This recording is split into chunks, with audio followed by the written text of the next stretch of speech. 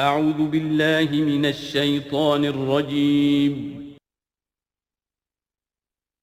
بسم الله الرحمن الرحيم.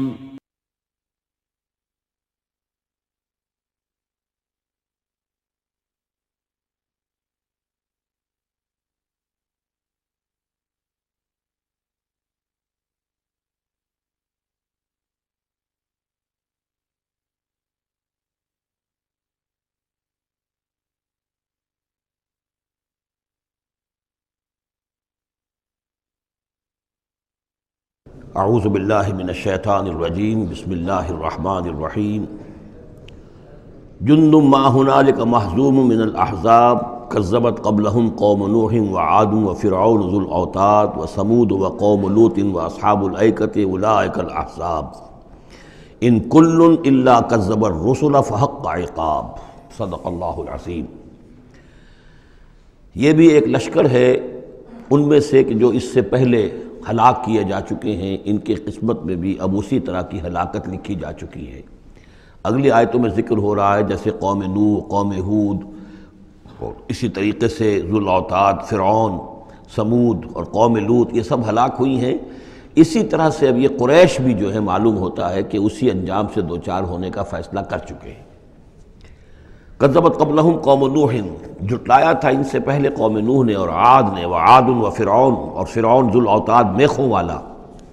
کیونکہ ان کا لشکر بہت بڑا تھا، تو جب وہ لاؤ لشکر کے ساتھ چلتے تھے تو بہت سے گھوڑوں پر اور خچروں پر تو صرف وہ جو کھوٹے ہوتے ہیں کہ جن سے کہ خیمے گاڑے جاتے ہیں اس کے لیے، تو وہی لدے ہوئے ہوتے تھے۔ وثمود، اور قوم ثمود، وقوم لوط، لوط کی قوم، واصحاب الایکہ، اور یہ قوم شعیب جو بن والے تھے، اولئک الاحزاب، یہ ہیں وہ جماعتیں، یہ ہیں وہ گروہ، یہ ہیں وہ قومیں کہ جو ہلاک ہو چکی ہیں۔ ان کل الا کذب الرسل، ان سب نے رسولوں کی تکذیب کی، فحق عقاب، تو وہ میرے سزا کے اور میری عقوبت کے مستحق ہو گئے۔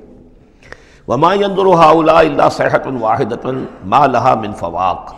اور یہ لوگ بھی اب منتظر نہیں ہیں مگر صرف ایک چنگھاڑ کے، ایک ہی چنگھاڑ ہوگی ہماری طرف سے، ما لہا من فواق، جس میں کوئی وقفہ نہیں ہوگا، یہ ایک مسلسل۔ آپ دیکھیں کہ اگر کوئی زوردار آواز مسلسل چلے تو یہ انسان کی ہلاکت کا ذریعہ بن جائے گی۔ کبھی کبھی لاؤڈ سپیکر میں خرابی ہوتی ہے اور اس کی گونج پیدا ہوتی ہے، بسا اوقات نماز کے دوران اس کا تجربہ ہوتا ہے، تو جو کیفیت پھر ہو جاتی ہے انسان کی، حالانکہ وہ چند سیکنڈز کی بات ہے، 1-2 منٹ کی بات ہے،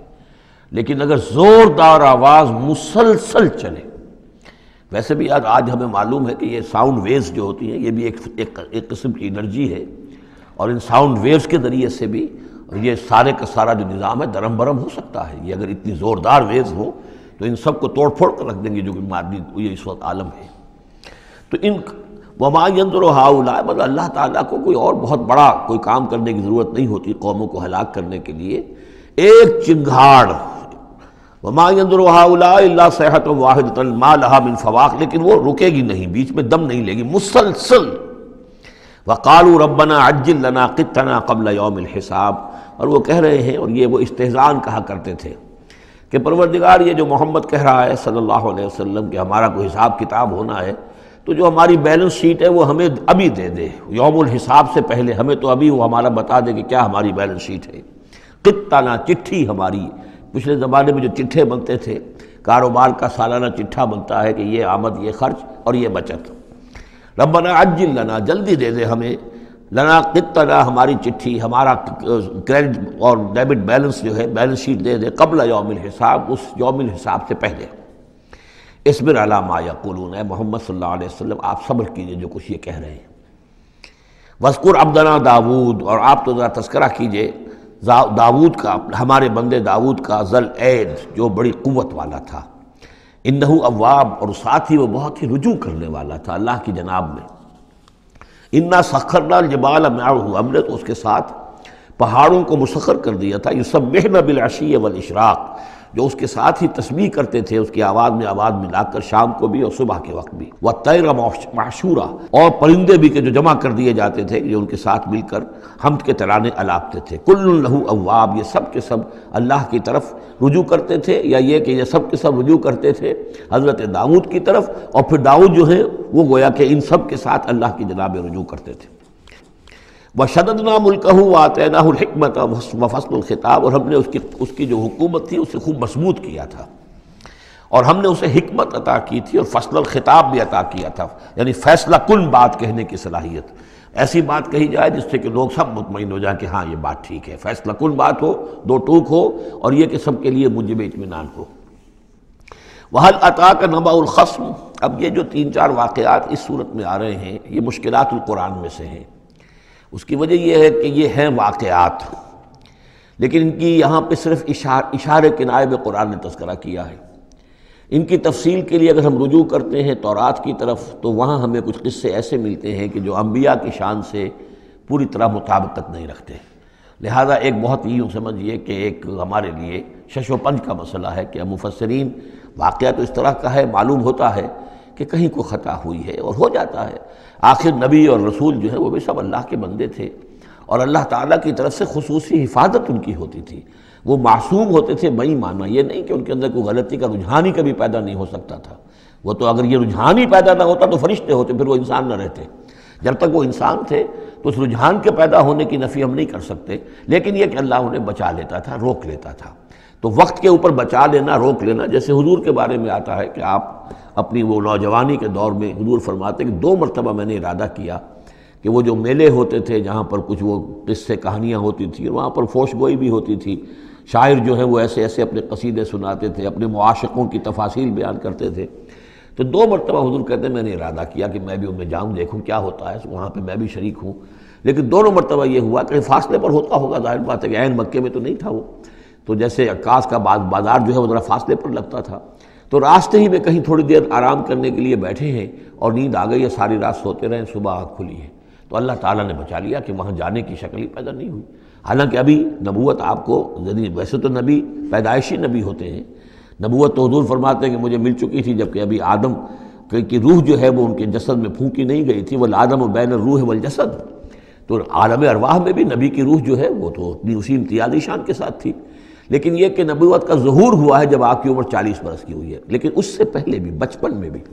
اور لڑکپن میں بھی اور اس کے بعد آگے جو ہے جوانی اور نوجوانی میں بھی اللہ پوری طرح حفاظت کرتا ہے، لیکن حفاظت کا مطلب یہی ہے کہ کوئی غلط بات کا ارادہ اگر پیدا ہو بھی جائے کسی وجہ سے تو اللہ تعالیٰ ایسے انتظامات کر دیتا ہے کہ اس کی تکمیل کی نوبت نہیں آتی۔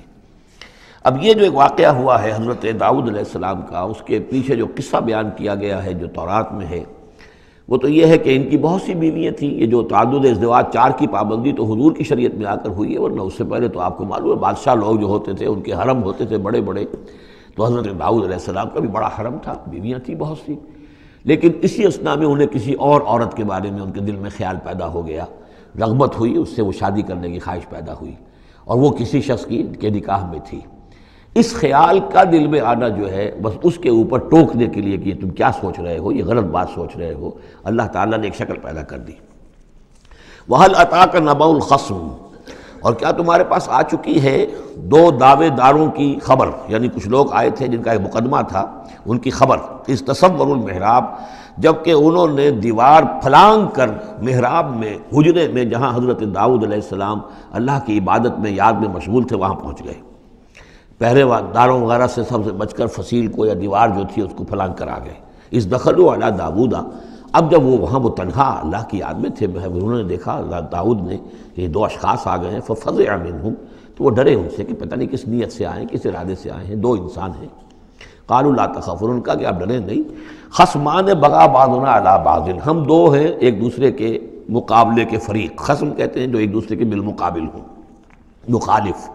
ہم 2 مخالف ہیں، بغا بعضنا علی بعض، ہم میں سے کسی نے دوسرے پر زیادتی کی ہے، فاحکم بیننا بالحق، تو ہمارے مابین حق کے ساتھ فیصلہ کیجئے، ولا تشتت، اور دیکھیے اسے ٹالیے نہیں، آپ کہہ کہ کل آنا پرسوں آنا، یہ نہیں، یہ معاملہ ہمارا بڑا ایمرجنسی والا ہے، فوری طور پر ہم چاہتے ہیں کہ آپ ہمیں بتائیں،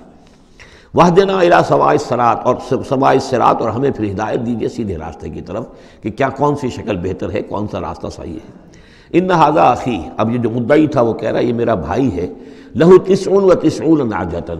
اس کے پاس 99 دمبیاں ہیں، یعنی اس کا جو ہے بہت بڑا جو ہے ریوڑ ہے اس کے پاس، وَلِيَ نَعْجَةٌ وَاحِدَةٌ، میری ایک ہی دمبی ہے۔ اصل میں اس تورات کے واقعے کو اگر ہم سمجھیں تو اس کا مطلب یہ ہے کہ ایک شخص کے پاس 99 بیویاں ہیں، میرے پاس صرف ایک بیوی ہے۔ فقال اکفلنیہا، اب وہ کہہ رہا ہے کہ یہ بھی مجھے دے دے۔ وعزنی فی الخطاب، اور اس نے مجھے دبا لیا ہے، یعنی دباؤ ڈال رہا ہے مجھ پر، پریشرائز کر رہا ہے۔ جو گفتگو کرتا ہے تو بڑے زوردار انداز میں کرتا ہے۔ قال لقد ظلمک بسؤالک بسؤال نعجتک الی نعاجہ، حضرت داؤد نے فوراً کہا کہ یہ تو بڑی ظلم کی بات ہے، واقعتاً اس نے بہت ظلم کیا تمہارے اوپر کہ تمہاری دمبی جو ہے اب اس پر بھی اس کی نظر ہے، اور وہ اس کو چاہتا ہے تم سے لے لے اور اپنی دمبیوں میں اس کو بھی شامل کر لے ریوڑ میں۔ وَإِنَّ كَثِيرًا مِنَ الْخُلَطَاءِ لَيَبْغِي بَعْضُهُمْ عَلَى بَعْضٍ، اور یقیناً جن لوگوں کا معاملہ مشترک ہوتا ہے، قریبی رشتہ دار ہوتے ہیں، قرابت دار ہوتے ہیں، جس کو پنجابی میں شریکہ کہتے ہیں، یہ شریکے والوں میں ہوتا ہی ہے کہ ایک دوسرے پر کوئی زیادتی کر بیٹھتے ہیں۔ وَإِنَّ الْخُلَطَاءَ كَثِيرًا مِنَ الْخُلَطَاءِ لَيَبْغِي بَعْضُهُمْ عَلَى بَعْضٍ، کوئی ایک دوسرے پر زیادتی کر بیٹھتے ہیں۔ إِلَّا الَّذِينَ آمَنُوا وَعَمِلُوا الصَّالِحَاتِ، سوائے ان کے کہ جو صاحب ایمان ہوں اور نیک عمل والے ہوں۔ وَقَلِيلٌ مَا هُمْ، اور ایسے لوگ بہرحال کم ہوتے ہیں، زیادہ تعداد میں نہیں ہوتے۔ وَظَنَّ داؤد أَنَّمَا فَتَنَّاهُ، اس پر اچانک خیال آیا داؤد کو کہ یہ تو اصل میں سارا معاملہ جو ہے اللہ تعالیٰ نے مجھے آزمایا ہے، اللہ تعالیٰ نے در حقیقت مجھے متنبع کرنے کے لیے یہ ساری صورتحال جو پیدا فرمائی ہے۔ انہیں اپنے اس خیال کے اوپر پھر جو تنبع ہوا، فاستغفر ربہ، تو انہوں نے استغفار کیا اپنے رب سے، وخر راکعا واناب، اور وہ گر پڑے سجدے کے اندر، رکوع کہہ دیجئے، سجدہ کہہ لیجئے، راکعا گر پڑا جھک کر، اور رجوع ہوا، اس نے اللہ تعالیٰ کی طرف اپنے آپ کو پوری طریقے سے متوجہ کر لیا۔ یہ آیت سجدہ ہے۔ یہ جو بھی اسرائیلی روایت اس سلسلے میں آئی ہے، اس کے ضمن میں حضرت عبداللہ ابن عباس رضی اللہ تعالیٰ عنہ کا ایک اثر بھی موجود ہے اسی نوعیت کا، یعنی ان کا قول بھی موجود ہے۔ اب یہ نہیں کہا جا سکتا کہ وہ مرفوع انہوں نے سنا ہو حضور سے، یا یہ کہ وہ صرف جو ہے روایت انہوں نے یہود سے سنی ہو اور اسی کو بیان کر دیا ہو، واللہ عالم۔ لیکن میں یہ سمجھتا ہوں کہ یہ چیز جیسے کہ ہم پڑھ چکے ہیں اس سے پہلے سورہ احزاب میں، حضور سے کہا گیا کہ اب آپ مزید شادی نہیں کریں گے، وَلَوْ أَعْجَبَكَ حُسْنُهُنَّ، وہاں پر بھی کوئی پردہ تو نہیں ڈالا گیا۔ ہو سکتا ہے کہ کوئی خاتون جو ہے آپ کی طبیعت میں آمادگی پیدا ہو جائے کہ آپ اس سے نکاح کریں، لیکن اب آپ خواہ وہ آپ کو پسند بھی آ جائیں، لیکن آپ اب نکاح نہیں کریں گے۔ تو یہ جو انسانی تقاضے ہیں، ظاہر بات ہے کہ انبیاء کا معاملہ جو ہے، جیسے کہ میں نے عرض کیا، بشریت تو ان کے ساتھ ہوتی ہے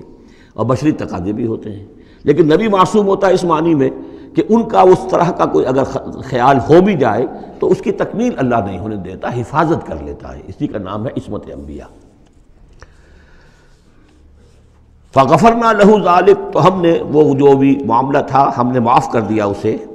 وَإِنَّ لَهُ عِندَنَا لَزُلْفَىٰ، اور وَحُسْنَ مآب، اور یقیناً ہمارے پاس داؤد کا لیے بہت اونچا مرتبہ ہے اور بہت اچھا ٹھکانہ ہے، جہاں وہ جب لوٹ کر آئے گا تو بہت اعلیٰ مقام ہم عطا کریں گے۔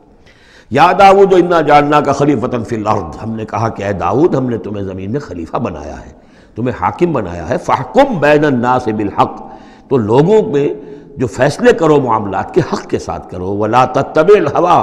اور دیکھو اپنی خواہش کی پیروی نہ کرو۔ فیضلک عن سبیل اللہ، اگر اپنی خواہش کی پیروی کرو گے پھر تو وہ تمہیں لازماً گمراہ کر دے گی، بھٹکا دے گی اللہ کے راستے سے۔ ان الذین یضلون عن سبیل اللہ لہم عذاب شدید، یقیناً وہ لوگ جو بہک جاتے ہیں یا بھٹک جاتے ہیں اللہ کے راستے سے، ان کے لیے تو بڑا سخت عذاب ہے۔ بما نسوا یوم الحساب، یہ بھٹکنا ہوتا اسی لیے ہے کہ انہیں آخرت یاد نہیں رہتی، بسبب اس کے کہ وہ بھول جاتے ہیں حساب کے دن کو۔ وہ یوم آخر اگر یاد رہے، آخرت کی زندگی کا یقین رہے، تو پھر انسان جو ہے سیدھا رہتا ہے۔ وما خلقنا السماء والارض وما بینہما باطلا، اور ہم نے جو کچھ کے آسمانوں میں ہے اور زمین میں ہے اور جو کچھ ان کے مابین ہے اسے بیکار پیدا نہیں کیا۔ اب یہ وہی لفظ آ گیا ہے دوبارہ جو سورہ آل عمران میں تھا، ربنا ما خلقت ھذا باطلا سبحانک فقنا عذاب النار۔ اس کے علاوہ سورہ مومنون میں آ چکا ہے، افحسبتم انما خلقناکم عبثا وانکم الینا لا ترجعون۔ تو یہ عبث اور بیکار کام کرنا اللہ کی شان سے بہت ہی سمجھیے کہ بعید ہے۔ ذالک ظن الذین کفروا، یہ گمان تو ان لوگوں کا ہے جنہوں نے کفر کیا ہے۔ فویل للذین کفروا من النار، تو ہلاکت اور بربادی اور تباہی ہے ان کافروں کے لیے آگ کی۔ ام نجعل الذین آمنوا وعملوا الصالحات کالمفسدین فی الارض، ذرا یہ سوچیں کیا ہم ان لوگوں کو جو ایمان لائے اور جنہوں نے نیک عمل کیے بنا دیں گے ویسا جیسا کہ وہ لوگ ہیں کہ جنہوں نے زمین میں فساد مچایا؟ یعنی یہ سوچو کہ دنیا میں کچھ لوگ ہیں نیکوکار ہیں، بھلائی کے کام کر رہے ہیں، کچھ ہیں بدماش ہیں، شریر ہیں، بد امنی پیدا کرتے ہیں، لوٹ مار کرتے ہیں، لوگوں پر ظلم کرتے ہیں، تو اگر آخرت نہ ہو تو پھر تو بڑا ظلم ہو گیا۔ یہ نیکوکار تو گھاٹے میں رہ گئے، بدماش عیش میں رہے، جن کے لیے کوئی اسکروپلز نہیں ہے، کوئی اصول نہیں ہے، ان کے لیے نہ دیانت ہے نہ امانت ہے، کچھ نہیں ہے، جہاں داؤ لگ جائے، جہاں ہاتھ پڑ جائے وہ حاصل کرنے کے لیے تیار ہے، اپنی تمام خواہشات کی جو ہے وہ تکمیل کرنے کے لیے ہر دم جو ہے وہ تیار ہیں، دیکھتے نہیں جائز ہے کہ ناجائز ہے، تو وہ تو پھر نفع میں رہے۔ اگر کوئی آخرت نہیں ہے تو پھر نفع میں وہ رہے، گھاٹے میں یہ رہے۔ جو بیچارے بچ بچ کر چلتے ہیں، کسی کا دل نہ میں دکھا دوں، کسی کا حق نہ مار لوں، کسی پر زیادتی نہ کر بیٹھوں، میں حلال کھاؤں، جائز کھاؤں، محنت سے اور سچ بولوں، جھوٹ نہ بولوں، وہ تو پھر گھاٹے میں رہیں گے۔ آخرت ہونا لازمی ہے، اس کا تو مطلب یہ ہے کہ پھر دنیا بیکار پیدا ہوئی۔ اگر آخرت نہیں ہے تو پھر انسانی زندگی کا، خصوصاً انسان میں جو اخلاقی حص ہم نے پیدا کی ہے، یہی تو ہے جو حیوان میں اور انسان کے درمیان بہت بڑا فرق ہے۔ ان کی جبلت ہے صرف، باقی کوئی اخلاقی حص ان کے اندر نہیں، لیکن انسان کے اندر تو اخلاقی حص ہے، جبلت بھی ہے اور اخلاقی حص بھی ہے۔ تو اس اخلاقی حص کا نتیجہ کیا نکلا؟ الٹا نکل رہا ہے، تو نتیجتاً درست ہونا چاہیے۔ ام نجعل الذین آمنوا وعملوا الصالحات کالمفسدین فی الارض ام نجعل المتقین کالفجار، کیا ہم اپنے متقی بندوں کو برابر کر دیں گے ان فاجروں اور فاسقوں کی؟ کتاب انزلناہ الیک مبارک، یہ کتاب ہے قرآن جو ہے نبی ہم نے آپ پر نازل کی ہے، مبارکن، بہت بابرکت ہے۔ یہ برکت کے لفظ کو یہاں سمجھ لیجئے، برکہ عربی زبان میں کہتے ہیں کسی شے میں سے اس کے خیر کو نکالنے والی شے، وہ برکت ہے۔ کوئی شے پوٹینشلی آپ میں ہے لیکن یہ کہ وہ ڈورمنٹ پڑی ہوئی ہے، سوئی ہوئی ہے، اور اس کو آپ ایکسپلائٹ نہیں کر رہے، استعمال نہیں کر رہے، آپ کو اس کا شعور بھی نہیں ہے، احساس بھی نہیں ہے۔ کوئی شے جو آپ کو اس کا احساس دلا دے، پھر آپ اپنی اس صلاحیت کو استعمال کریں، ایکسپلائٹ کریں، اسے بروئے کار لائیں، وہ شے برکت والی ہوئی۔ تو یہ لفظ آتا ہے قرآن مجید میں، یا تو بام مبارکہ، باران رحمت، بارش برستی ہے، زمین میں وہ پوٹینشل رویدگی موجود ہے، ڈورمنٹ ہے، بیج پڑے ہوئے، پانی آتا ہے، جذب ہوتا ہے، آسموسس شروع ہوتا ہے، پانی داخل ہوتا ہے بیج کے اندر، وہاں کو حرکت شروع ہوتی ہے، اب وہاں سے وہ جو رویدگی نکل رہی ہے اور وہ بیج جو ہے اس سے اب 2 پتیاں نکلی ہیں، تو مام مبارکہ۔ اسی طرح یہ کتاب مبارک ہے اس معنی میں کہ انسان کے اندر اللہ نے جو خیر ودیت کیا ہوا ہے، موجود ہے، اس کی روح میں ہے نور تجلی بھی اسی خاک میں پنہاں، غافل تو نرا صاحب ادراک نہیں ہے، وہ ہے تمہارے اندر، لیکن یہ کہ وہ ڈورمنٹ ہے، اس کو نکال کر برآمد کرنا، اس کو سامنے لانا، اس نیکی کو بروئے کار لانا، اس روح کی اور روحانیت جو ہے اس کی نشو و نما، اس کا پروان چڑھنا، یہ اس کتاب کا نتیجہ ہے۔ تو یہ کتاب مبارک ہے، کتاب انزلناہ الیک مبارک لیدبروا آیاتہ ولیتذکر اولو الالباب، یہ مبارک ہے، بابرکت ہے، تاکہ وہ تدبر کریں اس کی آیات پر، اور تاکہ جو ہوش مند لوگ ہیں وہ اس سے سبق حاصل کریں۔ وَوَهَبْنَا لِدَاوُودَ سلیمان، اور ہم نے داؤد کو سلیمان جیسا بیٹا عطا کیا، نعم العبد، بہت ہی اچھا بندہ تھا ہمارا، انہ اواب، اور یقیناً وہ بھی ہماری طرف رجوع کرتا رہتا تھا، ہماری طرف ہی رجوع رہتا تھا، توجہ رکھتا تھا، دھیان ہمارے ساتھ لگائے رکھتا تھا۔ اذ ورد علیہ بالعشی الصافنات الجیاد، جب یہ کہ شام کے وقت ان کے سامنے پیش کیے گئے، یعنی جیسے انہوں نے پہلے ہم پڑھ چکے ہیں کہ انہوں نے اپنی فوجوں کی انسپیکشن کی تھی، تو وہ فوجیں کہ جو انسانوں کی بھی تھی، جنوں کی بھی تھی، یوزعون، ان کی ریجیمنٹس بنائی گئی تھیں، بٹالینز بنائی گئی تھیں، اس میں پرندے بھی تھے۔ اسی طریقے سے اب جو گھوڑے رکھے ہوئے تھے جہاد کے لیے، ظاہر بات ہے کہ گھوڑے، کیولری جو ہے وہ تو اس زمانے میں اصل شے تھی، تو اس کو انہوں نے جو شام کے وقت انسپیکشن پریڈ کوئی ہوئی گھوڑوں کی، تو وَإِذْ عُرِضَ عَلَيْهِ بِالْعَشِيِّ الصَّافِنَاتُ الْجِيَادُ، جو بہت ہی عمدہ، بہت اعلیٰ نسل والے، بہت عمدہ جو گھوڑے تھے، ان کو اس کے سامنے پیش کیے گئے، معائنہ کر رہے تھے حضرت سلیمان۔ فَقَالَ إِنِّي أَحْبَبْتُ حُبَّ الْخَيْرِ عَنْ ذِكْرِ رَبِّي، ہوا یہ کہ اس میں کچھ دیر ہو گئی، شام کا وقت تھا اور سورج جو ہے وہ غروب ہو گیا، عصر کی نماز ان کی قضا ہو گئی، جیسے کہ حضور کی عصر کی ایک نماز قضا ہوئی تھی غزوہ احزاب میں، اور اس پر حضور نے لعنت فرمائی تھی پھر کفار پر کہ ان کی وجہ سے ہماری آج عصر کی نماز، اور خاص طور پر جس کو صلاۃ الوسطیٰ عام طور پر چونکہ گمان ہے، وہ آج ہماری قضا ہو گئی، تو عصر کی نماز ان کی قضا ہو گئی۔ تو انہوں نے کہا کہ مجھے یہ جو حب الخیر، یہ خیر ہے نا، یہ گھوڑے جو ہیں یہ خیر ہے، دولت ہے، ایک آدمی کی بہت اچھی جو ہے پونجی ہے، اس کی محبت میں انی احببت حب الخیر عن ذکر ربی، میں اس کی محبت میں اتنا مصروف ہو گیا، اتنا مشغول ہو گیا کہ اپنے رب کا ذکر جو ہے وہ بھول گیا، حتیٰ توارت بالحجاب، حتیٰ توارت الشمس بالحجاب، یہاں گویا کہ سورج کا لفظ محذوف ہے، یہاں تک کہ سورج جو ہے وہ تو چھپ گیا، اوٹ میں آ گیا۔ ردوہا علیہ، تو اس میں انہوں نے کہا کہ ذرا واپس لاؤ ان گھوڑوں کو۔ فطفق مسحا بالسوق والاعناق، تو اب وہ لگا تلوار مارنے ان کی گردنوں پر اور ان کے پیروں پر۔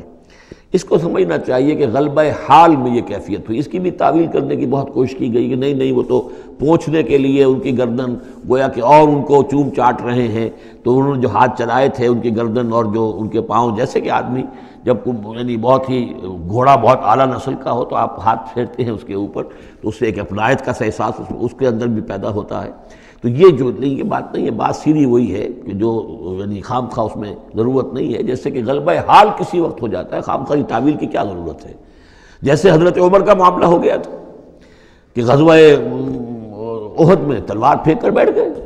کہ اب جب محمد ہی قتل ہو گئے صلی اللہ علیہ وسلم تو اب اور کس کے لیے لڑنا ہے؟ حالانکہ لڑنا تو اللہ کے لیے تھا، محمد کے لیے تو نہیں لڑنا تھا، لیکن ایک تہذیب طبیعت ہوتی ہے ایک وقت میں احساسات اور جذبات کا ایسا غلبہ ہو جاتا ہے۔ وہی غلبہ ان پر ہوا ہے حضور کے انتقال کے وقت، وہ بھی تلوار کھینچ کے بیٹھ گئے تھے کہ جو شخص کہے گا کہ محمد کا انتقال ہو گیا گردن اڑا دوں گا۔ وہ تو پھر حضرت ابو بکر آئے ہیں، انہوں نے پھر آ کے خطبہ دیا ہے، اور خطبے میں وہ آیت بھی پڑھی ہے وما محمد الا رسول قد خلت من قبلہ الرسل افإن مات أو قتل انقلبتم على أعقابكم، اور ساتھ ہی پھر انہوں نے یہ خطبہ دیا کہ من کان یعبد محمدا فإن محمدا قد مات ومن کان یعبد اللہ فإن اللہ حی لا يموت۔ کوئی شخص اگر محمد کو پوجتا تھا، محمد کی عبادت کرتا تھا تو وہ سن لے محمد کا انتقال ہو گیا، اور جو کوئی اللہ کو پوجتا تھا اور اللہ کی بندگی کرتا تھا اس کو جان لینا چاہیے اللہ پر کبھی موت واقع نہیں ہوگی، وہ زندہ رہنے والا ہے۔ تو یہ غلبہ حال کی ایک کیفیت ہے کہ اسی کیفیت میں کہ میری یہ نماز جو ہے یہ چھوٹ گئی ہے۔ بہرحال یہ دونوں میں نے آپ کے سامنے رکھ دیے ہیں۔ وَلَقَدْ فَتَنَّا سُلَيْمَانَ وَأَلْقَيْنَا عَلَىٰ كُرْسِيِّهِ جَسَدًا ثُمَّ أَنَابَ۔ اس معاملے میں تو ایک جو ہے یعنی مرفوع حدیث موجود ہے جس کا کہ اب ذکر ہو رہا ہے یہاں پر، حضرت سلیمان سے ایک اور بھی ایک موقع پر اسی طریقے کا کہ خطا کہہ دیجئے، جیسے کہ خطا حضور سے ہو گئی تھی، سورہ کہف میں ہم پڑھ چکے ہیں کہ جب سوال کیا گیا بتائیے کون ہیں اصحاب کہف، کون تھے، ان کا واقعہ کیا ہے، اور وہ ذوالقرنین کون، آپ کہتے ٹھیک ہے میں کل بتا دوں گا، اس لیے کہ روزانہ حضرت جبرائیل آتے تھے، میں پوچھ لوں گا اور مجھے جواب مل جائے گا، میں تمہیں دے دوں گا۔ لیکن کئی دن تک حضرت جبرائیل نہیں آئے۔ اب پھر دیکھیے کہ آپ کی جان جو ہے وہ ضیق میں آ گئی کہ نہیں آ گئی، لوگوں نے تالیاں پیٹ دی، بس چھٹی گم ہو گئی، کہاں ہے اب تمہاری وہ وحی اور کہاں تمہارے پاس وہ ذریعہ علم۔ اس کے بعد پھر وحی نازل ہوئی تو ساتھ ہی وہ آیت بھی سورہ کہف میں نازل ہوئی وَلَا تَقُولَنَّ لِشَيْءٍ إِنِّي فَاعِلٌ ذَلِكَ غَدًا إِلَّا أَن يَشَاءَ اللَّهُ، آئندہ کبھی اے نبی کسی بھی کام کے بارے میں کبھی ہرگز یہ نہ کہیے گا یہ کام میں کل کر دوں گا مگر اس استثناء کے ساتھ اگر اللہ نے چاہا، انشاءاللہ، اگر انشاءاللہ میرا ارادہ ہے انشاءاللہ میں یہ کام کر دوں گا، انشاءاللہ کے بغیر۔ ہم لوگ جو کہتے رہتے ہیں تو ہماری کوئی حیثیت نہیں ہے کہ اس پر پکڑا جائے ہمیں، لیکن جو بڑے لوگ ہوتے ہیں، جو عظیم شخصیات ہوتی ہیں، تو ان کے لیے یہ معاملہ جو ہے وہ اتنا ہی سخت ہوتا ہے اللہ کا، پھر ان کی گرفت بھی ہوتی ہے تو چھوٹی چیز پر ہوتی ہے، بڑے لوگوں کی چھوٹی چیز پر بھی بڑی سخت گرفت ہوتی ہے، یہ قاعدہ قانون ہے۔ تو اسی طرح کا معاملہ انشاءاللہ ہی کہنے کا معاملہ ہو گیا ہے کہ جو بھول گئے یا کسی وجہ سے حضرت سلیمان کا اصل میں ان کا کوئی معاملہ ہوا، اپنے کچھ سپہ سالاروں سے ناراض ہوئے ان سے، اور انہوں نے سمجھا کہ شاید تم یہ سمجھتے ہو کہ میری جو طاقت اور حکومت ہے وہ تمہارے ہی بل پر قائم ہے، میں آج اپنی تمام ازواج کے پاس جاؤں گا اور ان سب سے میں صحبت کروں گا اور سب سے جو ہے وہ اولاد ہوگی، اور میرے اتنے جو ہیں وہ جوان ہاتھ پھر پیدا ہو جائیں گے تاکہ یہ کہ میں تمہارا شاید اتنا پھر میں دست نگر نہ رہوں۔ اس طرح سے انہوں نے کچھ کہا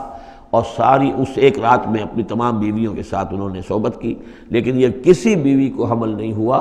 ایک کو ہوا تو اس کا بھی کوئی بچہ جو ہے ادھورا سا، وہ 7 ماسہ ہوگا 6 ماسہ ہوگا، وہ پیدا ہوا، دائی نے لا کر ان کے تخت پر رکھ دیا، اور شاید اس کا چرچا بھی ہو گیا تھا کہ انہوں نے یہ بات کہی تھی، تو اب پورے گویا کے درباریوں میں بھی اس کی شہرت تھی کہ دیکھیں اب کیا ہوتا ہے ان کے ساتھ، تو اس معاملے میں انہیں کچھ سبکی اٹھانی پڑی، وہ ہے واقعہ جو یہاں بیان ہو رہا ہے۔ وَلَقَدْ فَتَنَّا سُلَيْمَانَ، اور اسی طرح ہم نے فتنے میں ڈالا تھا سلیمان کو، وَأَلْقَيْنَا عَلَىٰ كُرْسِيِّهِ جَسَدًا ثُمَّ أَنَابَ، اور ہم نے اس کے تخت پر ایک ایسا جسد لا کر لوتھڑا سا ڈال دیا تھا، وہ دائی نے لا کر ڈالا کہ یہ وہ آپ کی جو تھی قسم، اس کا یہ نتیجہ ہے اللہ کی طرف سے۔ لیکن یہ کہ بہرحال انہوں نے اس پر بھی توبہ کی، بلکہ یہاں تک روایت میں آتا ہے کہ فرشتے نے یاد بھی دلانے کی کوشش کی انہیں کہ انشاءاللہ کہیے، لیکن کیا اس وقت کیا کیفیت تھی ان کی جذباتی کہ انہوں نے وہ بات نہیں کہی، اور اس پر پھر اللہ تعالیٰ نے گویا کہ تنبیہ کرنا ضروری سمجھا۔ قال رب اغفر لی وہب لی ملکا، اب اس پر انہوں نے اللہ سے اناب رجوع کیا اور دعا کی، پروردگار مجھے معاف فرما دے میری خطا، وہب لی ملکا لا ينبغی لأحد من بعدی، اور مجھے ایسی حکومت عطا فرما، تیرا جو مجھ پر کرم ہے اور میرے والد پر جو کرم تو نے کیا، جو ہم دونوں پر احسانات کیے ہیں، یہ دعا ہم پڑھ چکے ہیں، رب اعوذنی ان اشکر نعمتک التی انعمت علی وعلی والدی وان اعمل صالحا، یہ حضرت سلیمان کی دعا پہلے آ چکی ہے۔ وَهَبْ لِي مُلْكًا لَا يَنبَغِي لِأَحَدٍ مِّن بَعْدِي، مجھے ایسی حکومت عطا فرما کہ جو میرے بعد کسی اور کے لیے ممکن نہ ہو۔ اور یہ واقعہ ہے کہ ان کی جو حکومت تھی وہ جنات پر بھی تھی، ان کی حکومت ہوا پر بھی تھی، ان کا قانون پرندوں پر بھی چل رہا ہے۔ اس اعتبار سے واقعتاً یہ مثالی ہے ایک معاملہ، لا ينبغی لأحد من بعدی، میرے بعد پھر کسی اور کو اس طرح کی حکومت نہ ملے، تو اس طرح کی حکومت پھر اللہ تعالیٰ نے کسی اور کو نہیں دی۔ اللہ نے ان کی اس دعا کو قبول فرمایا، انک انت الوہاب، یقیناً تو ہی ہے دینے والا، عطا کرنے والا۔ فسخرنا لہ الریح تجری بامرہ رخاء حیث اصاب، تو ہم نے ہوا کو بھی اس کے لیے مسخر کر دیا، اس کے حکم پر وہ چلتی تھی، اس کے حکم سے چلتی تھی بڑی ہی نرمی اور آہستگی کے ساتھ، جہاں بھی وہ پہنچنا چاہتا تھا، یعنی ہوا کی ڈائریکشن بھی ان کے اختیار میں، اور وہ ہوا جو ہے پھر ان کے سفینوں کو لے کر سمندروں کے اندر بھی جدھر وہ جانا چاہتے تھے وہ آرام کے ساتھ لے کر جاتی تھی۔ وَشَيَاطِينَ كُلَّ بَنَّاءٍ وَغَوَّاصٍ، اور ہم نے مسخر کر دیے تھے اس کے لیے وہ شیاطین یعنی جنات، کل بنائن جو سب کے سب بنانے والے تھے، عمارتوں کے بنا، بنا کہتے ہیں معمار کو۔ بنا حسن البنا شہید رحمۃ اللہ علیہ، ان کا خاندانی پیشہ جو ہے وہ تعمیر، وہ معمار خاندان سے تھے، اور عربوں میں کوئی اس میں آر نہیں ہوتا۔ آپ سعودی عرب میں جائیں گے سقا، اب وہاں پہ کوئی صاحب ہوں گے جن کے جد امجد جو ہیں وہ حرم کے اندر کہیں پانی پلاتے تھے لوگوں کو، ساقی کے کام کر، سقا، وہ اپنے نام کے ساتھ سقا لکھتے، انہیں کوئی وہ نہیں۔ خباز، نان بائی خاندان چلا آ رہا ہے، خبازوں کا خاندان ہے، نان بائی ہے، تو کام کے اندر تو پیشے میں عیب نہیں رکھیے نہ فرحات کو نام، سیدھی سی بات ہے۔ تو وہ بنا، وہ ان کے لیے تھے معمار، وغواص، اور غوطہ خور، غوطہ کرنے والے، سمندروں میں غوطہ لگا کر اور وہاں سے موتی وغیرہ نکالنے والے، وآخرین مقررین فی الاسفاد، جو لوگ تو رہتے تھے، اور کچھ اور قوم ہوتی تھی کہ جو جکڑی ہوئی زنجیروں میں، یہ جنات کی طاقت جو ہے ایک نفری وہ ہوتی تھی جو رکھی رہتی تھی کہ جہاں ایمرجنسی میں ضرورت ہو تو پھر ان کو وہاں سے استعمال کیا جائے۔ ھذا عطاؤنا، اور ہم نے ان سے کہہ دیا تھا اے سلیمان یہ ہماری عطا ہے تمہارے لیے، فمنن او امسک، چاہو تو یہ تقسیم کرو لوگوں کے اندر، لوگوں پر احسان بھی کرو، اور چاہو تو اپنے پاس رکھو بغیر حساب۔ بہرحال ہم نے اس پر حساب کوئی نہیں رکھا، ہم تم سے اس پر کوئی حساب نہیں لیں گے۔ وَإِنَّ لَهُ عِندَنَا لَزُلْفَىٰ وَحُسْنَ مَآبٍ، اور یقیناً اس کے لیے ہمارے پاس بہت اونچا رتبہ بھی ہے اور بہت عمدہ ٹھکانہ بھی ہے، جب وہ لوٹ کر آئیں گے تو ان کو وہاں پر بہت عمدہ ٹھکانہ ملے گا۔ وَاذْكُرْ عَبْدَنَا أَيُّوبَ إِذْ نَادَىٰ رَبَّهُ أَنِّي مَسَّنِيَ الشَّيْطَانُ بِنُصْبٍ وَعَذَابٍ، اور ذرا یاد کیجئے، ذکر کیجئے حضرت ایوب کا علیہ السلام، ہمارا بندہ ایوب، جب اس نے پکارا اپنے رب کو، انی مسنی الشیطان بنصب وعذاب، کہ شیطان نے مجھے چھوت لگا دی ہے، بڑی تکلیف اور ایذا اور تکلیف، اور اس کی بیماری تھی، جلدی کوئی بیماری تھی جس کی وجہ سے سارا جسم جو ہے گل گیا تھا، اور اس درجے اس میں کوئی تعفن بھی تھا، کیڑے بھی پڑ گئے تھے کہ ان کی اہلیہ، بیوی، بچے ایک وقت تک تو انہوں نے خدمت کی جب تک کی، پھر بعد میں آ کر سب ہمت ہار کر ان کو چھوڑ کر چلے گئے تھے۔ تو گویا کہ اس قسم پرسی کے عالم میں پھر انہوں نے یہ دعا کی، تو اللہ تعالیٰ نے فرمایا کہ ارکض برجلک، ذرا اپنا پاؤں مارو زمین پر، ھذا مغتسل، یہ اب تمہارے اس ایڑی کے جو زور سے جو چشمہ ہم نے نکال بہایا ہے، یہ تمہارے نہانے کے لیے ہے، بارد و شراب، ٹھنڈا ہے، اور پینے کے لیے بھی ہے۔ تو شاید جس کو ہم کہتے ہیں گندھک کا کوئی چشمہ نکل آیا ہو، جو کہ جلدی امراض کے لیے چشمے ہوتے ہیں جہاں جاتے ہیں لوگ، جلدی امراض کے لوگ جا کر وہاں جا کر نہاتے ہیں تو اس سے شفا ہوتی ہے، تو اللہ نے اس کے اندر وہ شفا ان کے لیے رکھ دی، وہ ٹھیک ہو گئے۔ وَوَهَبْنَا لَهُ أَهْلَهُ وَمِثْلَهُم مَّعَهُمْ، اب پھر ان کی اولاد بھی اور ان کی اہل و عیال سب واپس بھی آ گئے، اور یہ کہ مزید بھی ہم نے انہیں اور اہل و عیال عطا کیے، مِثْلَهُم مَّعَهُمْ رحمتاً منا، یہ سب ہماری جانب سے رحمت کا مظہر تھا، وذکریٰ، اور یاد دہانی اور نصیحت، لِأُولِي الْأَلْبَاب، ہوش مند لوگوں کے لیے۔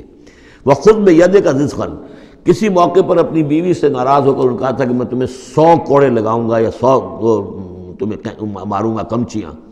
تو غصے میں آ کر اب وہ قسم کھا لی اس کے اوپر. لیکن یہ کہ اب جب ٹھیک ہو گئے, بیوی بھی آ گئی, اب کیا کریں, وہ اس قسم توڑیں یا اس قسم کا کیا شکل کریں. تو اللہ نے اس کے لیے بھی انہیں ایک شکل بتا دی کہ سینکوں کا ایک تھبا لے لو, جیسے جھاڑوਆਂ ہوتی تھی پرانے زمانے میں, تو اس میں وہ 100 اگر سینکیں ہیں تو وہ لے لو. خذ بیدک ضغثاً, تم لے لو اپنے ہاتھ میں سینکوں کا ایک مٹھا, فاضرب بہ, اور اس سے ایک ضرب لگا دو, ولا تحنث, اس سے یہ کہ تمہاری وہ قسم ٹوٹے گی نہیں, وہ 100 وہ جو ہے کمچیاں ایک ہی مرتبہ لگ جائیں گی. انا وجدناہ صابرا, ہم نے اسے اپنا صبر کرنے والا بندہ پایا. نعم العبد, کیا ہی عمدہ وہ اچھا بندہ تھا ہمارا. انہ اواب, یقیناً وہ بھی ہماری طرف رجوع کرنے والا انسان تھا. واذکر عبادنا ابراہیم و اسحاق و یعقوب اولی الایدی والابصار, اور تذکرہ فرمائیے ہمارے بندوں ابراہیم کا اور اسحاق کا اور یعقوب کا, وہ بھی تھے بڑے ہاتھوں والے, یعنی بڑے ان کے یعنی قوتوں والے, والابصار, اور آنکھوں والے, مشاہدہ بھی, غور و فکر بھی, ہاتھوں والے بھی, طاقت والے بھی. انا اخلصناہم بخالصۃ ذکر الدار, ہم نے ان سب کو خالص کر لیا تھا ایک خالص شے کے لیے. ایک خالص شے کون سی ہے؟ آخرت کے گھر کی یاد دہانی. یعنی وہ لوگوں کو ہمیشہ متوجہ کرتے رہتے تھے کہ اصل زندگی آخرت کی زندگی ہے. انا اخلصناہم بخالصۃ, ایک خالص شے کے لیے ہم نے انہیں خالص کر لیا تھا. یعنی ان کی زندگی میں اب ایک ہی, جیسا کہ میں نے بارہا عرض کیا ہے کہ جو اللہ کا بندہ اس مقام پر پہنچ جائے, پھر واقعہ یہ ہے کہ اسے دنیا کی دولت سے دلچسپی نہیں, دنیا کی کسی اور دوسری چیز کی طرف رغبت نہیں. اس کے وقت کا, اس کا ایک ایک منٹ, اس کی توانائی جو بھی اللہ نے اس کو دی ہے, اس کا خون کا ایک ایک قطرہ وقف ہو جاتا ہے پھر اس کام کے لیے کہ خلق خدا کو خدا کی طرف بلائے, اللہ کی طرف بلائے, اور انہیں بچائے آخرت کے انجام سے, برے انجام سے. اس کے سوا کیا ہو. جیسے ہمارے شیخ معین الدین اجمیری رحمۃ اللہ علیہ, وہ آئے تھے ہندوستان میں, اگر اس وقت آ کر بیٹھے ہیں اجمیر میں, جبکہ اجمیر ابھی جو ہے وہ کفر کا گڑھ تھا, راجپوتوں کا مرکزی مقام. اس لیے کہ شیخ علی حجویری جو لاہور میں ہیں, جن کو داتا گنج بخش کہتے ہیں, وہ تو اس وقت آئے ہیں لاہور میں جبکہ لاہور اسلامی حکومت میں شامل ہو چکا تھا. لیکن یہ کہ یہ معین الدین اجمیری, چونکہ ابھی تک مسلمانوں کی حکومت وہاں تک نہیں پہنچی تھی, جو سمجھیے اجمیر جو ہے وہ تو راجپوتوں کا گڑھ, اور اس میں جو ہے وہاں جا کر بیٹھ کے اللہ کا بندہ اور دعوت دے رہا ہے. اور کاروبار تو کوئی کرنے نہیں آئے تھے وہ, بلکہ یہ کہ اللہ کی طرف بلانا. تو اس کے لیے ہم نے خالص کر لیا تھا. جو بھی اللہ کا بندہ اپنے آپ کو اس کے لیے خالص کر لے, وہ گویا کہ اللہ تعالیٰ کے مصطفین میں سے ہو جاتا ہے. وہ لفظ آگے آ رہا ہے, انا اخلصناہم بخالصۃ ذکر الدار وانہم اننا لمن المصطفین الاخیار, اور یقیناً وہ ہمارے ہاں, ہمارے نزدیک وہ بڑے چنے ہوئے لوگ ہیں, اچھے لوگوں میں سے, نیک لوگوں میں سے چنے ہوئے لوگ, چنیدہ لوگ. جو شخص اپنی زندگی کا ہدف اسی کو بنا لے, مقصد اسی کو بنا لے, جینا مرنا اسی کے لیے ہو جائے, تو ظاہر بات ہے کہ اللہ تعالیٰ کے یہاں پر اس کا اونچا مقام ہے. وَاذْكُرْ إِسْمَاعِيلَ وَالْيَسَعَ وَذَا الْكِفْلِ, اور ذکر کیجئے اسماعیل کا بھی اور یسع. اب ان کے بارے میں صحیح طور پہ ہم کچھ نہیں کہہ سکتے, یہ دو جو ہیں یسع اور ذوالکفل. ذوالکفل کے بارے میں تو میں عرض کر چکا ہوں کہ ایک گمان یہ ہے, اور مجھے اس سے اتفاق ہے کہ یہ گوتم بدھ کی طرف اشارہ ہے, وہ اللہ کے نبی تھے. ذوالکفل, پے یہاں فے سے بدل گیا ہے, کپل وستو کا شہزادہ. سدھارتھا گوتما بدھا, بدھا تو اصل میں اس کا لقب ہے جو بعد میں بن گیا ہے, سدھارت اس کا نام تھا, سدھارتھا گوتما بدھا. اور کپل وستو کی ریاست تھی, اس کا یہ شہزادہ تھا. وَكُلُّ مِنَ الْأَخْيَارِ, یہ سب کے سب بھی بڑے ہی عمدہ لوگوں میں سے تھے. ہَذَا ذِكْرٌ, یہ ایک ذکر ہے, یہ ایک تذکرہ ہے. وَإِنَّ لِلْمُتَّقِينَ لَحُسْنَ مآب, اور یقیناً ان متقین کے لیے, تمام متقین کے لیے بہت ہی اچھی جگہ ہے لوٹنے کی, آنے کی, اچھا ٹھکانہ ہے. جنات عدن, وہ باغات کے جو رہنے والے ہوں گے, ریزیڈنشل ہوں گے, بسنے والے. مفتحۃ لہم الابواب, جن کے دروازے ان کے لیے کھلے رکھے گئے ہوں گے. یہ اس سے بھی آگے بھی آئے گا سورہ زمر میں بھی کہ جنتوں کا معاملہ یہ ہے کہ اس کے دروازے کھلے ہوں گے جنتیوں کے استقبال کے لیے. جیسے کہ مہمان کے لیے جب آپ کو اس کا استقبال کرنا ہو تو یہ تو نہیں کرتے دروازے بند کر کے بیٹھ جائیں کہ وہ آ کے دستک ہی دے گا تبھی کھولیں گے, اس کا تو انتظار ہو رہا ہوتا ہے, تو دروازے کھلے ہوتے ہیں. لیکن جہنم کے بارے میں یہ آتا ہے کہ جب مجرم پہنچ جائے گا, جیسے جیل کا دروازہ ہوتا ہے, جب وہاں پہنچ جائے گا پھر وہ دروازے کھولے جائیں گے. یہ مضمون جو ہے سائملٹینیس کنٹراسٹ کی شکل میں جو ہے وہ آئے گا سورہ زمر میں. ان کے لیے دروازے کھلے رکھے جائیں گے جنات عدن کے. متکئین فیہا یدعون فیہا بفاکہۃ, اور اس میں وہ ٹیک لگا کر بیٹھے ہوں گے اور وہ آرڈر دیں گے, یدعون آرڈر دیں گے، مانگیں گے، طلب کریں گے اس میں بفاکہۃ میوے بھی، کثیرۃ کثرت سے، و شراب اور مشروبات بھی، عمدہ سے عمدہ مشروبات۔ وعندہم قاصرات الطرف اتراب، اور ان کے پاس ہوں گی ایسی ان کی بیویاں کہ جو نیچی نگاہ والی ہوں گی اور ہم عمر ہوں گی۔ ھذا ما توعدون لیوم الحساب، یہ ہے جس کا تم سے وعدہ کیا جا رہا ہے حساب کے دن۔ ان ھذا لرزقنا ما لہ من نفاد، اور یہ ہوگا ہمارا رزق، ہمارا عطا کردہ دی ہوئی چیزیں اب یہ کبھی ختم نہیں ہوں گی۔ یہ نہ سمجھنا کہ یہ نعمتیں ختم ہو جائیں گی، یہ باقی رہیں گی ہمیشہ ہمیش۔ ھذا وان للطاغین لشر مآب، یہ تو ہے اہل جنت کا معاملہ، لیکن جو سرکش تھے، جو باغی تھے ہمارے، ان کے لیے ہے ایک برا لوٹنے کا مقام، بری جگہ، جہنم یصلونھا، جس میں وہ داخل ہوں گے، فبئس المہاد، اور وہ بہت ہی برا بچھونا ہوگا۔ ھذا فلیذوقوہ حمیم وغساق، اور کہہ دیا جائے گا یہ ہے اب وہ جس کا وعدہ تم سے کیا گیا تھا، فلیذوقوہ، اب وہ اس کو چکھیں۔ حمیم، جو کیا ہوگا وہاں، گرم پانی ہوگا، غساق، زخموں کا دھون، جو زخموں کو صاف کرتے ہیں جس پانی سے، پھر اس میں پیپ ہے یا کچھ اور چیزیں ہیں کہ جس سے انسان کی طبیعت ابا کرتی ہے۔ وآخر من شکلہ ازواج، اور اسی طرح کی اور چیزیں بھی جو ان کو دی جائیں گی کھانے اور پینے کے لیے، وہ اسی طرح کی چیزیں ہوں گی، گھناؤنی اور بد ذائقہ۔ ھذا فوج مقتحم معکم، اب وہ جو جہنم میں جو لوگ پڑے ہوئے پہلے سے، جب ایک قوم آئی پھر دوسری آئی، جو نئی قوم آئے گی تو پہلے والے جو ہے وہ کہیں گے اب تو پہلے یہاں مصیبت میں ہیں، جگہ بھی یہاں نہیں ہے، تنگی ہے، حبس بھی ہے، یہ بھی ہے، اب یہ ایک اور چلی آ رہی ہے فوج۔ ھذا فوج مقتحم معکم، ایک اور فوج آ رہی ہے کہ جو تمہارے اوپر دھسی چلی آ رہی ہے۔ لا مرحبا بہم، ان کے لیے کوئی کشادگی نہ ہو، کوئی مرحبا نہیں ان کے لیے۔ مرحبا یہ ان کے کہنے کا ایک وہ تھا، گریٹنگ کا، مرحبا مرحبا، یعنی آئیے آئیے، آپ کے لیے کشادگی ہے، ہر جگہ آپ کے لیے یہاں سہولت ہے۔ وہ کہیں گے لا مرحبا بہم، اب یہ نئے آنے والوں کے لیے، یہ جو نئی انسٹالمنٹ آ رہی ہے جہنمیوں کی، یہاں کوئی ان کے لیے جگہ نہیں۔ انہم صالوا النار، یہ ہیں گھسے آنے والے آگ میں۔ قالوا بل انتم، وہ آنے والے کہیں گے نہیں تم، لا مرحبا بکم، تمہارے لیے نہ ہو کوئی کشادگی، تمہارے لیے کوئی مرحبا نہ ہو۔ انتم قدمتموہ لنا فبئس القرار، یہ تو تم لوگ ہو جنہوں نے یہ سارا سامان ہمارے لیے فراہم کیا ہے، تم ہم سے پہلی نسل ہو، تم نے وہ سارے جو ہے غلط طور طریقے ایجاد کیے تھے، تم نے وہ عقائد جو ہے وہ ہمیں سکھائے تھے، ہم تو تمہارے کرتوتوں کی وجہ سے، تمہاری پیروی کرنے کی وجہ سے یہاں تمہارے اس جہنم میں آئے ہیں۔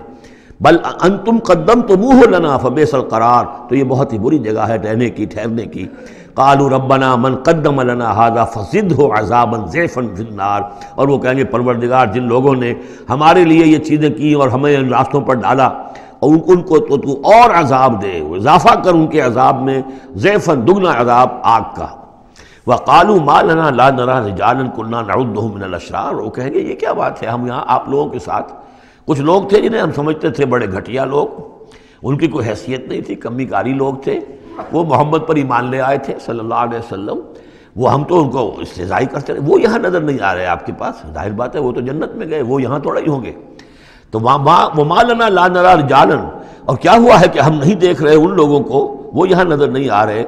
کہ جن کو ہم كنا نعدهم من الاشرار، جنہیں ہم برے لوگ سمجھتے تھے۔ اتخذناهم سخریا، کیا ہم نے ان کو صرف ایسے ہی جو ہے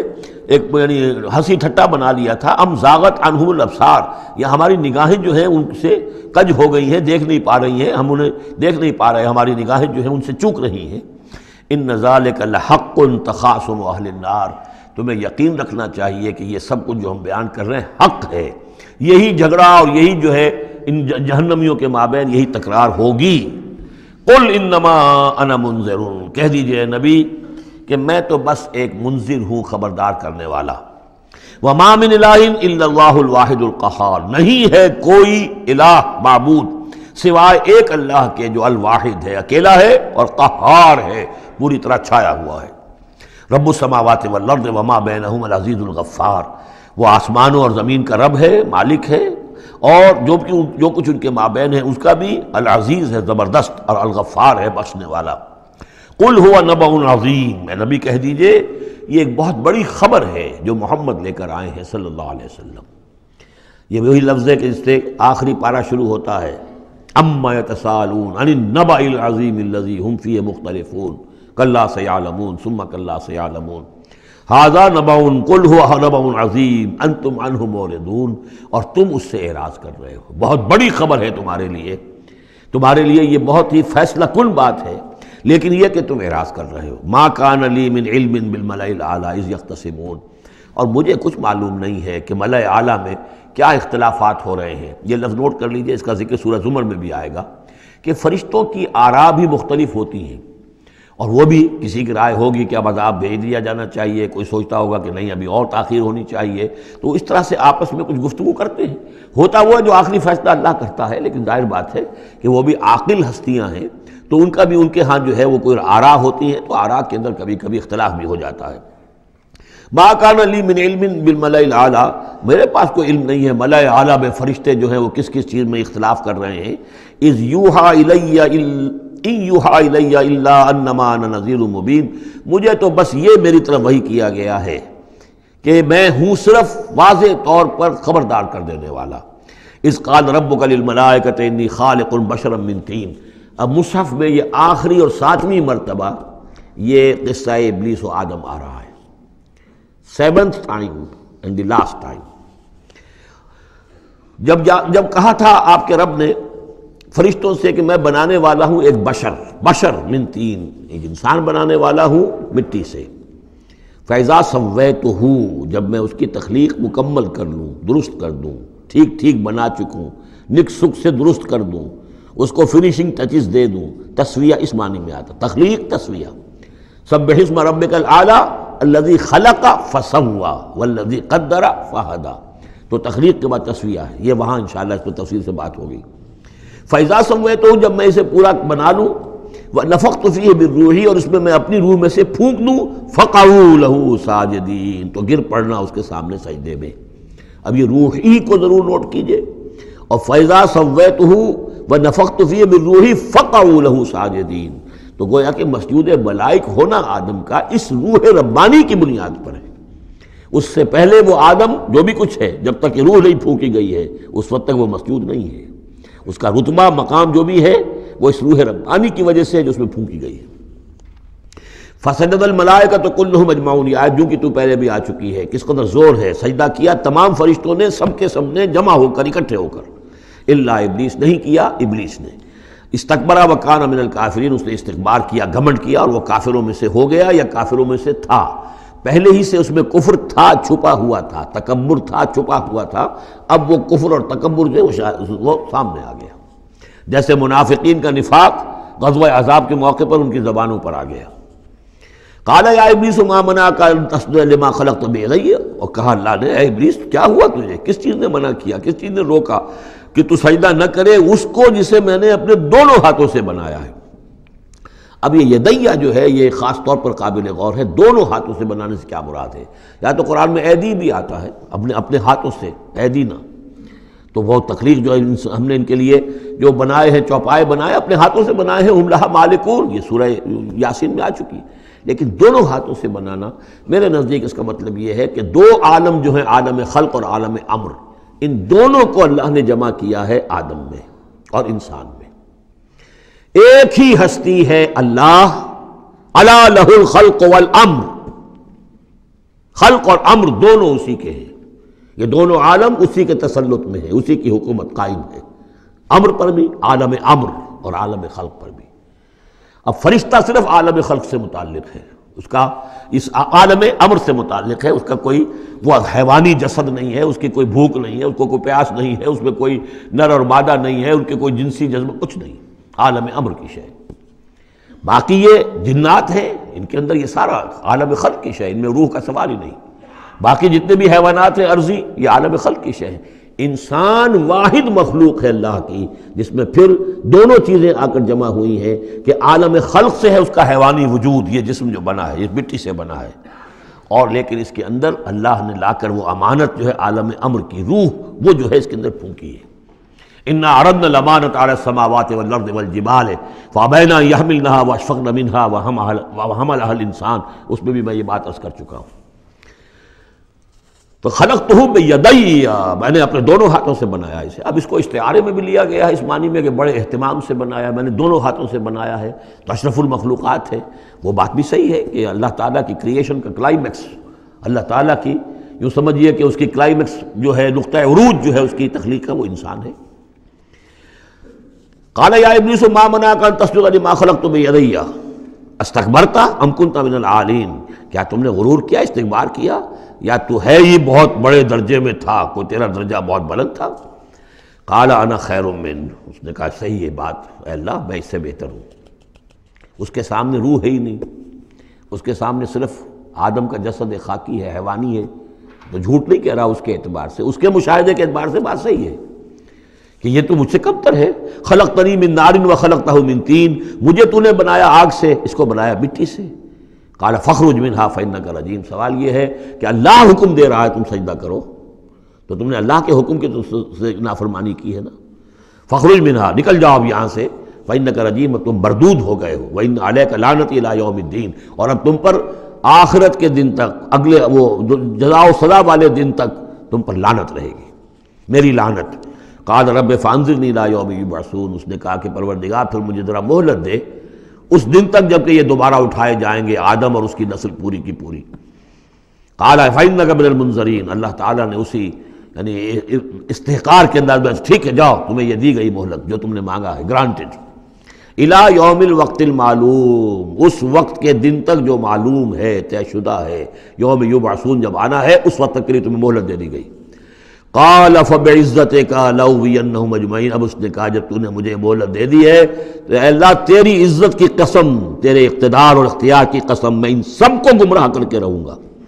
الا عبادک منہم المخلصین، سوائے اس میں سے تیرے وہ بندے جنہیں تو خود اپنا بنا لے، مخلص، مخلص نہیں، مخلص۔ قال فالحق والحق اقول، اب حق ہے اور میں تو کہتا ہی حق ہوں، میری ہر بات حق ہوتی ہے۔ لَأَمْلَأَنَّ جَهَنَّمَ مِنْكَ وَمِمَّنْ تَبِعَكَ مِنْهُمْ أَجْمَعِينَ، تو میں بھی بھر دوں گا پھر جہنم کو تجھ سے،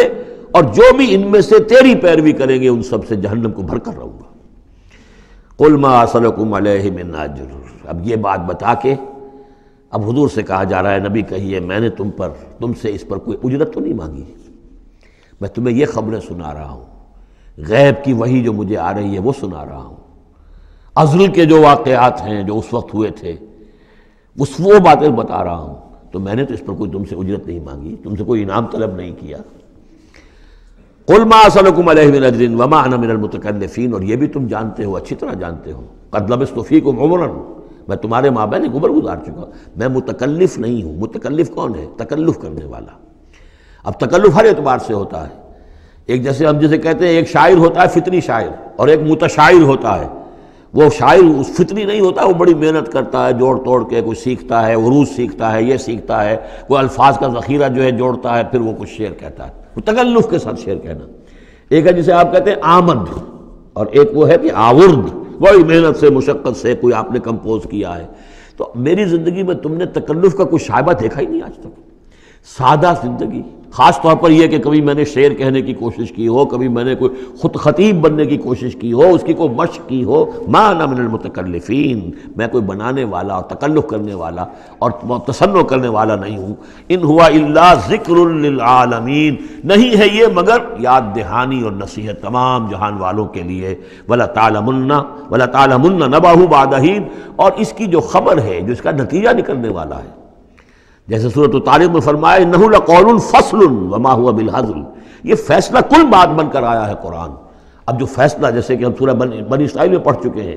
وبالحق انزلناہ وبالحق نزل، ہم نے حق کے ساتھ نازل کیا اور حق کے ساتھ یہ نازل ہوا ہے، اب فیصلہ ہوگا، اسی کی ترازو میں قوموں کی تقدیریں تلیں گی اور فیصلے ہوں گے۔ جیسے کہ حدیث ہے حضرت عمر بن الخطاب سے رضی اللہ تعالی عنہ کہ حضور نے فرمایا ان اللہ یرفع بہذا الکتاب اقواما ویضع بہ آخرین، اللہ تعالیٰ اسی کتاب کی بدولت قوموں کو عروج پر پہنچائے گا اور اسی کو ترک کرنے کی وجہ سے قعر مذلت میں گرا دے گا۔ تو فرمایا وَلَا تَعْلَمُنَّ نَبَأَهُ بَعْدَ حِینٍ، کچھ دیر کے بعد اس کی اصل خبر ان کو پہنچ جائے گی کہ اس کا نتیجہ کیا نکلتا ہے۔ یہاں وہ 5 صورتیں ختم ہو گئی ہیں اس دوسرے، بلکہ جیسا کہ میں نے عرض کیا تھا کہ یہ جو گروپ ہے چوتھا، یہ 13 صورتیں مکیات ہیں اس کے اندر، ان میں 5 ہیں یہ سورہ یاسین بالکل وسط میں، ان 5 میں 2 ادھر ہیں، دونوں الحمدللہ سے شروع ہوئی ہیں، سورہ سبا، سورہ فاطر۔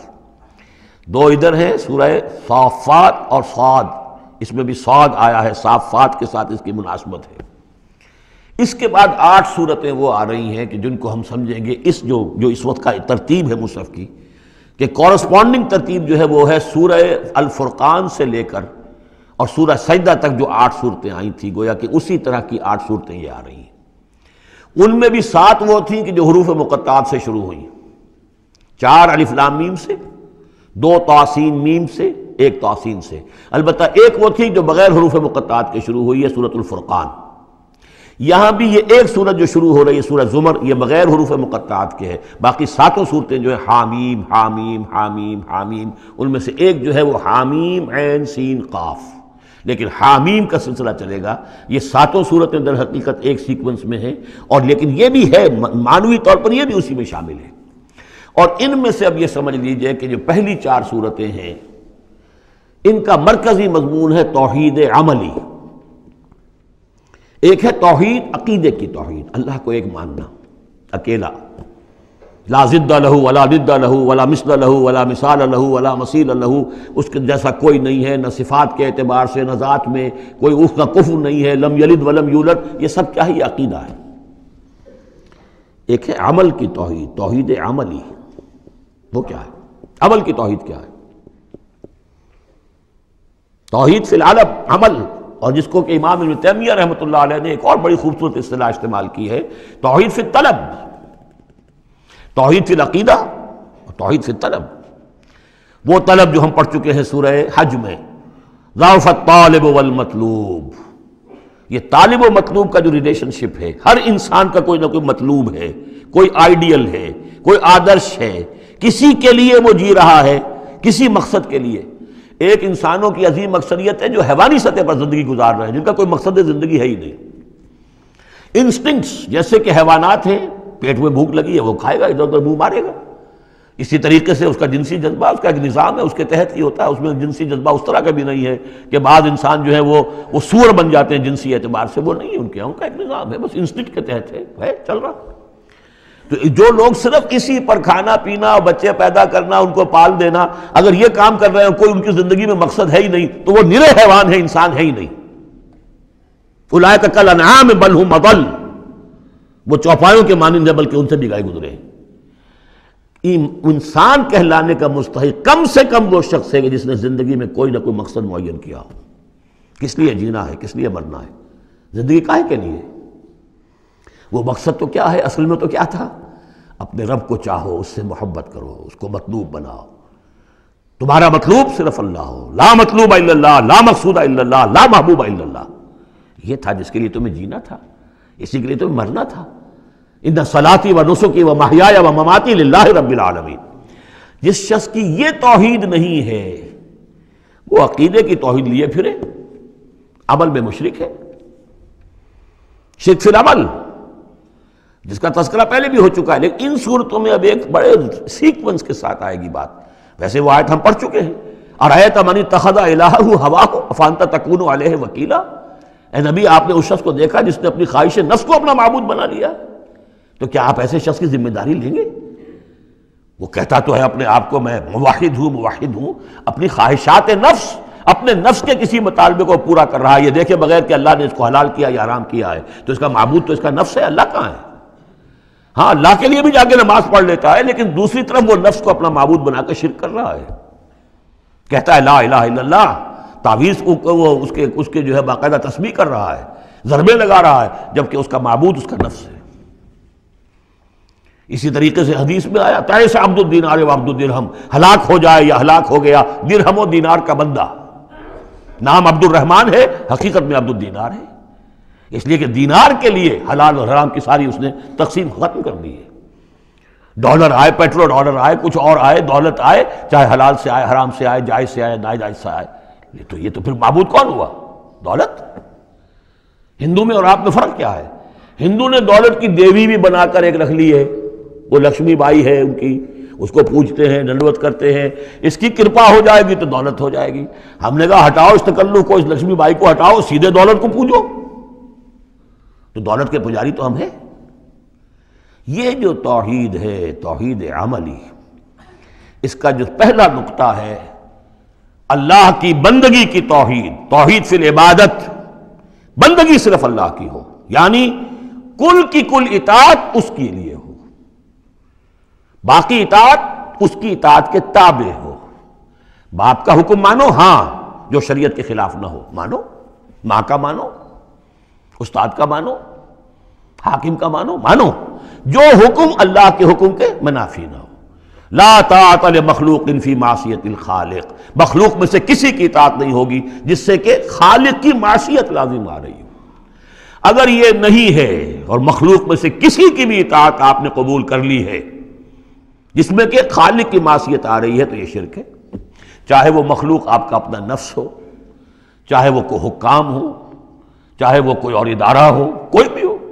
وہ سب طاغوت ہیں۔ تو پہلی یہ سورہ زمر ہے، اس میں آپ دیکھیں گے کس تکرار کے ساتھ بات آ رہی ہے، اللہ کی بندگی، لیکن اس کے لیے اپنی اطاعت کو خالص کرتے ہوئے بندگی۔ چند آیتیں اس کی ہم پڑھ لیتے ہیں، ویسے یہ کہ وقت بہت کم ہے۔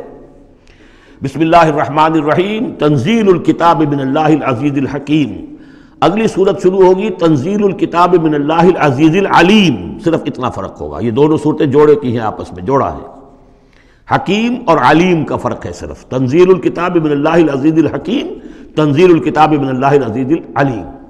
اور یہاں حامیم نہیں ہے، وہاں سے حامیم شروع ہو جائے گا، جیسے سورۃ الفرقان بغیر حروف مقطعات کے ہے، باقی ساتوں صورتیں جو تھیں وہ ہم گن چکے ہیں وہ حروف مقطعات سے۔ اس کتاب کا اتارا جانا ہے اس اللہ کی طرف سے جو العزیز ہے، زبردست ہے، اور الحکیم ہے، کمال حکمت والا۔ انا انزلنا الیک الکتاب بالحق، اے محمد ہم نے آپ پر یہ کتاب اتاری ہے حق کے ساتھ۔ فاعبد اللہ مخلصا لہ الدین، بس بندگی کرو اللہ کی، اس کے لیے اپنی اطاعت کو خالص کرتے ہو۔ بندگی ہو رہی ہے، نمازیں پڑھی جا رہی ہیں، عمرے ہو رہے ہیں، حج ہو رہے ہیں، یہ ہو رہا ہے، وہ ہو رہا ہے، اور طاغوت کی اطاعت بھی ہو رہی ہے، حرام خوری بھی ہو رہی ہے،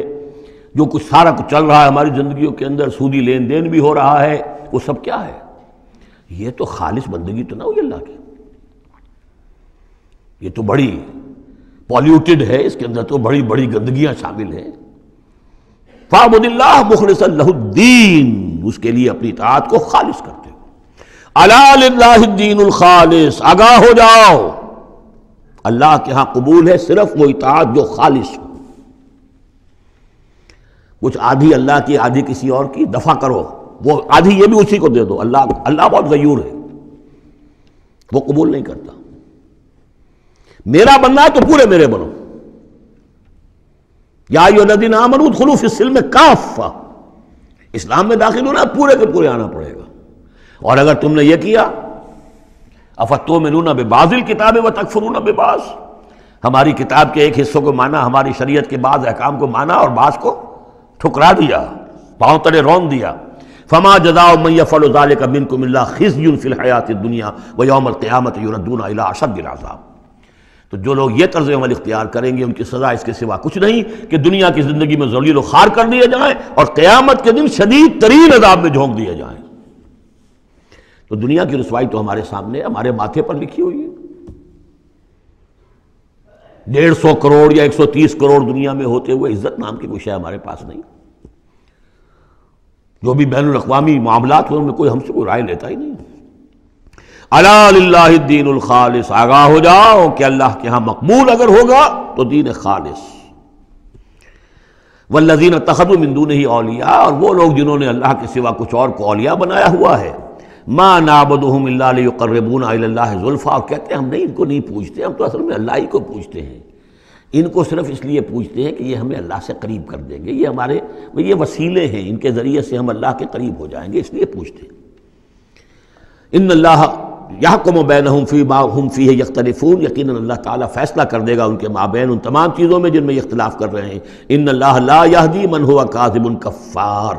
اللہ تعالیٰ ہرگز ہدایت نہیں دیتا ان کو جو جھوٹے ہوں اور ناشکرے ہوں، کفار۔ لو اراد اللہ ان یتخذ ولدا لاصطفى مما یخلق ما یشاء سبحانہ،